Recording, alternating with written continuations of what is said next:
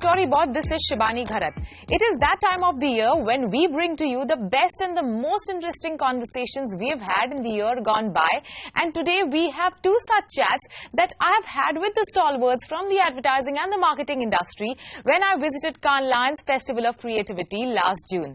First up is a chat with Sir Martin Sorrell, founder and CEO of WPP.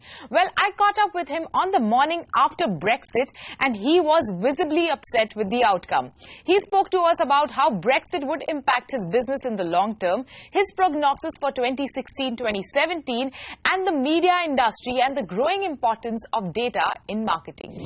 Every year at Cannes Lions, there is one day in a week that we have an interaction fixed with a man that we love to have on our show. That man is Sir Martin Sorrell. You say that to all the boys. Not me. At all, just to you. You say that to everybody. So we have one day of the week fixed for an interview with you, ear on ear, and right. that day remains the same. Right, Saturday morning. Saturday morning, indeed. Right. So welcome to the show. Thank you. Good to be here. Before we get on to Cannes Lions and the developments around advertising, I would like to speak to you about Brexit. Yeah. What do you think of it and what impact will it have on the UK economy? Well, it's not good news. I mean, it's not good news, I think, for India. It's certainly not good news for the UK. We'll see a reduction in the GDP growth rate in the UK. I'm not saying that we'll go negative or into recession, but I think we'll see a reduction in the growth rate. We were doing very well pre-Brexit. The referendum vote itself slowed the growth, I think.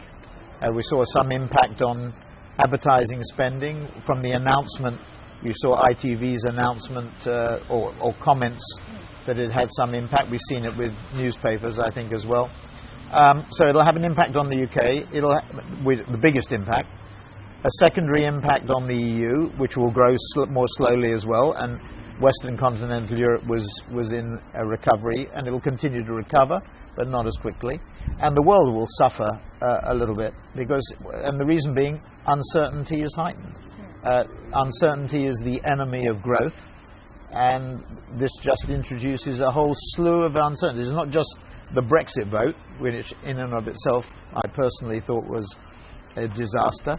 As a result, but it also will trigger a number of demands already for referenda in the EU countries. Yes. Do you think UK is headed towards a recession? No, I don't think so. But the rate of growth will slow. So there's no doubt about that. Some of the projections you see taking down a 2.5% GDP growth significantly, but not negative. And neither do I think Western continental Europe will go into recession. You will have countries that go into recession. Russia's already gone into a recession. Brazil has already gone into a recession. And there will be other countries that do. But I think the world will not. Britain will not. And the EU will not. But it will slow. And the stock markets are reflecting that. We're getting into the 7th month of the year. What is your prognosis for 2016-17 as far as media and advertising? Well, the world's growing at 3.5%. We're doing much better than that. We're doing double-digit in India, so India is a shining beacon. But the world's growing at 3.5%, 3 being real, nominal being 3.5%. That's what the industry is growing at. Advertising proportion, GMP, in the slow growth mature markets is still probably growing less than GDP. In the fast growth markets, more. The BRICS have slowed. But the next 11, as we call it, Vietnam, Philippines, Indonesia, other markets like Mexico, Argentina, the Macri effect in Argentina. Macri reminds me a little bit of Modi, both initial names M. But the Macri effect in Argentina has been phenomenal. We're running an investment conference down in Buenos Aires in September. I think it's the 12th and 13th of September. Argentina open for business. So there are parts of the world that where we can be much more optimistic about, but the big engines, are spluttering. The one engine that's still going of the BRICS or the BRIC countries is India. But 3.5% growth. I think that will be a very similar picture, maybe a little bit less because of Brexit this year finally. And a little bit less next year because of Brexit. But basically low growth, moderate growth, low inflation, and therefore little pricing power, and then a focus on cost. I mean, the world is far too short term. This is the biggest issue.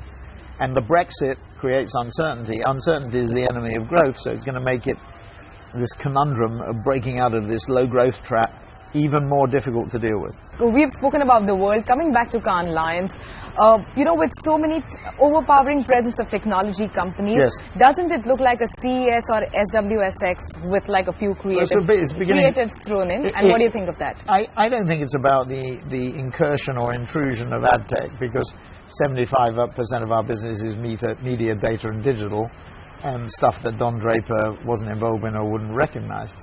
I don't think that's the issue. I think Cannes clearly has changed. People say the duopoly. You look at the beach; it's dominated by Facebook and Google. Yeah, you can't get onto the beach but that was ever thus. 76% of digital advertising is coming from Facebook and Google. Google was our biggest media investment on behalf of our clients last year at $4 billion out of $73 billion. Facebook was $1 billion.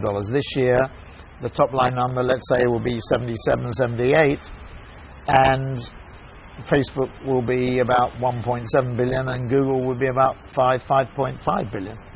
So they are, and then probably in 2017, Facebook will be the second biggest. At the moment, it's Fox News, Star, Sky, and number two at about 2.25, 2.3 billion. But Facebook will probably surpass it on the basis of current growth in 2017. So it was ever thus. So the two biggest media owners, in inverted commas, although Facebook says it's not big in comparison to television, it's small, but in comparison to any media owner, it's becoming quite big. Yeah. Those two, so just the sheer reach also is. Yeah, and it's what you'd expect. And the issue for them is, who controls their data? Can referees and players be the same person? And Facebook and Google is going to have to, in my view, be more cooperative on data. Google, I think, is showing some signs of doing that, but Facebook, I think, has a way to go. But Cannes reflects, I think, quite rightly, what is going on in the marketplace. What is the importance of the creatives like David Ogilvy or Sir John Hegarty or, even Piyush Pandey in today's day and age? Those three that you mentioned, Piyush is the most relevant today. I think Sir John has retired to his vineyard or whatever, or olive grove, and David, sadly, is no longer with us. Although he always. David is very different to John Hegarty. David was much more rounded. David had his. John Hegarty made this extraordinary remark about Da Vinci and data. Da Vinci did use data, and David certainly used data because he was born and bred, or part of his breeding came through Gallup, if you remember. So he always knew the importance of data, and Piyush understands that, and so does John O'Keefe, who I put up against John Hegarty anytime. And John O'Keefe understands the importance of data, and he said so in Cannes, and how important data is. Informing you about the creative response is improved by data stimuli. The best book on creativity was a J. Walter Thompson little booklet on the creative process.